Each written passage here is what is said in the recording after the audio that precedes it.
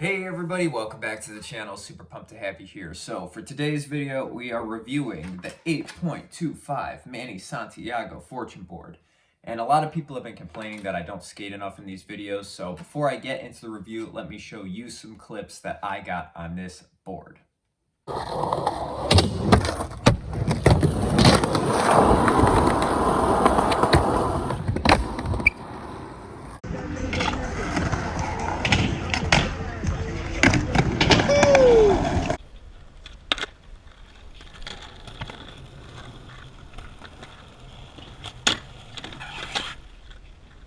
Now, before I get into this board review, I do want to thank the subscriber who asked me to review this board. Believe it or not, when you guys request me to skate something, I definitely look into it. And he said, skate an 8.25 fortune board. So I looked into fortune. Obviously, Manny Santiago is one of their most notable pros on there. And I picked one up. So shipping, super quick actually. And I know during this whole pandemic, I'm not expecting really fast shipping time, but it came in here reasonably quick. And the board, I was going to skate it until it broke. Until something else happened and I ended up focusing it. But we're gonna get into that in a little bit. So I was skating this 8.25 Manny Santiago fortune board with this Thrasher Motorhead collab grip tape. I had Tensor Maglite 5.5s, Bones STF 52mm wheels, and we had, I believe it was Bronson bearings.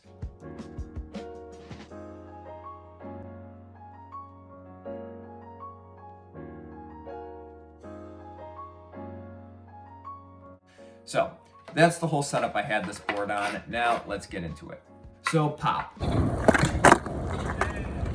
Pop on this board was actually phenomenal, and what I noticed right away is that a really good manual point. So the razor tail is not too bad on here, and when I do a lot of manuals, I tend to just destroy tails because I'm not the best at manuals, but it held up pretty well. The pop was still strong by the time this board broke. It was still popping just like how it was when it started, so no complaints there.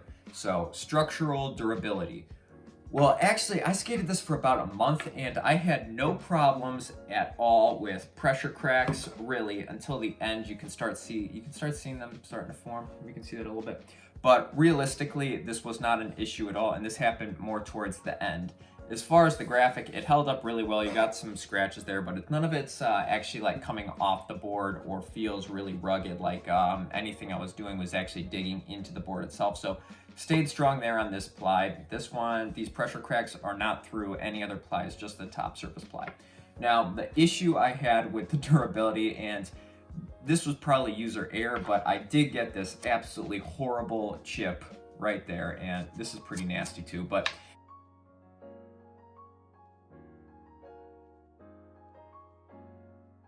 this happened more towards the end of the life cycle of this board. I had already been on it for 3 weeks before that happened, and this chip was weird because I actually did not bail on something and have the board roll out and hit the surface of something, because that's normally how chips, for me at least, happen, where I'll bail, the board will shoot out, then it will hit the corner or a ledge, but that didn't happen on this. This actually happened during a game of skate.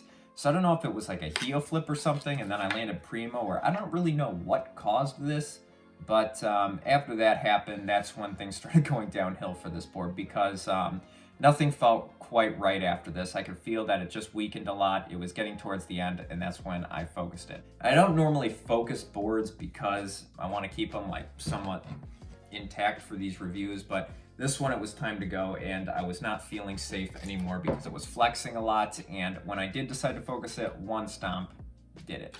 So that's really the only major structural flaw, and it took a long time for that to get to that point, and the tail stayed good.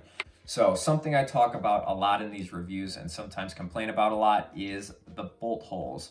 Sometimes you'll be screwing your trucks in, you'll look away for a sec, you'll look down, and you're halfway through the wood with your screw or your Allen key or whatever you're doing. This I did not have that problem with, which is absolutely awesome, because I do feel like a lot of wood is not as strong, and if you look away and you're not paying attention to what you're doing, especially with a drill, you will go into the wood. I did not have the problem on this board, which is super cool. It just tells me that this is strong wood. So that is another plus for this board. All right, now let's get into the shape. So as you can see right here, the tail, it's not that big. There's still I mean, it's still pretty obvious it's a tail, but this is not a tail like quite like a girl or a chocolate if you skated those, or a creature. This would be more like an element boards type of tail, where it's not completely rounded off. It's more pointy, and it's not quite as I don't know. There's not as much concave as I want. So think more like an element board or an enjoy board when it comes to the concave of this. For the nose, which is actually super surprising, it has a huge nose. You can see that there. It's got a really big nose, similar to a real board if you skated one of those, or not quite the size of an FA nose, but there is a lot here for you to flick off of either way. So the nose is really good, and I just noticed, especially with the pop of this board and this nose, ollieing up onto things was not an issue at all. So it was great for the shape-wise, I would say. And as far as the middle of the board concave goes, yeah, it's not extremely steep, but it's not mellow either. I would say it's more in the middle. It's more like a baker board with the concave. You're not one of the steep ones, but just a regular baker board. The tail is not that large. The concave, it's not steep, but it's not necessarily mellow, and it has a very big nose. That would be the best way I can sum this up for you. So instead of just telling you about it, I wanted to actually show you it. So here is the nose of a toy machine, and here is the nose of a fortune board. And you can see the fortune goes a lot higher up because it's actually a steeper and a bigger nose. Here's the same type of thing, but now we have a flip board. And again, you can see the flip is a little bit more rounded, but the fortune is pointy and higher. And now we go to the tails. So this is an enjoy board, and right here you can just see that the tail of the enjoy board is bigger all around. And finally we have the fortune and a creature board. And right here, similar to the enjoy board, you can see that the creature board's tail is a lot more rounded. So before we get into the pros and cons, would I ride a fortune board again? And the answer is yes. It had extremely fast shipping. The wood was very strong. I didn't sink in any of these holes, which means a lot. Pressure cracks there, but not too bad. And tail held up just great and stayed poppy up until the end of this board's life cycle. For pros, yeah, that goes over just about everything. And for cons, this chip here, which is kind of weird because it's more than a chip, it's kind of like delamination a little bit. But honestly, this could have just been something like you hit it at the right angle at the wrong time, and that could have happened on any board. But at the same time, which was kind of weird, was I did a flat ground trick and I looked down and it was there.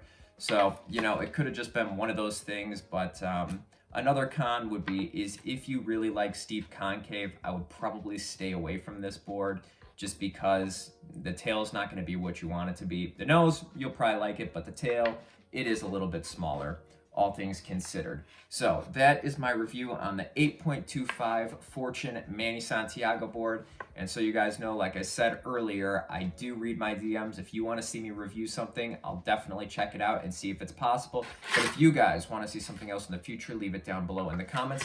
Thank you guys so much for watching. Have an absolutely awesome day, and we are on the climb to 1,000 subscribers. At the time of this video, I believe we are at 939. So once we smash that 1,000 subscribers, I did promise one of my viewers that I will do a 1,000 subscriber Q&A. So maybe get some questions ready for that and leave them down below in the comments if you want to see that. But anyways, guys, have an absolutely awesome day. Stay safe out there, and I'll see you in the next one.